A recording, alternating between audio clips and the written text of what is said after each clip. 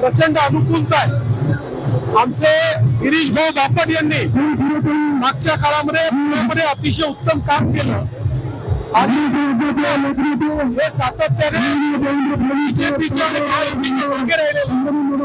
आजही मला विश्वास आहे की अण्णा मोहोळ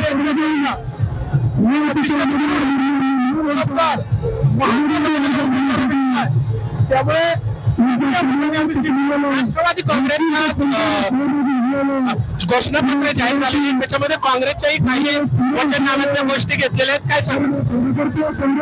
त्यांचं घोषणापत्र बघितलेलं नाही, त्यांच्याकडे जागाच नाही। घोषणापत्र अर्थात आहे, घोषणापत्र जे सत्तेत येणार आहे त्यांचं महत्वाचं असतं। त्यांचे उमेदवारच 10 लढत आहेत, त्यांच्या घोषणापत्रावर मी काय सांगू, पण मी वाचल्यावर बोलीन त्याच्यावर। शरद पवार म्हटले की मोदी 10 सभा घेणार आहेत, घाबरले देवेंद्र फडणवीस, त्यामुळे फडणवीस घाबरले, त्यामुळे मोदींना बोलवण्यात येत आहे।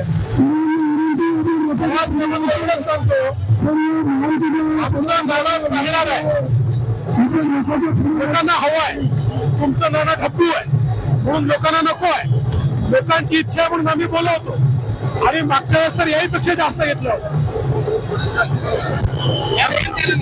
व्हिडिओ जर्नलिस्ट नितीन सांडपूरसह कैलासपुरी, झी मीडिया, पुणे। तर सध्या उपमुख्यमंत्री देवेंद्र फडणवीस हे मुरलीधर मोहोळ जे महायुतीचे भाजपचे उमेदवार आहेत पुण्याचे, त्यांच्या प्रचार रॅलीत उपस्थित आहेत।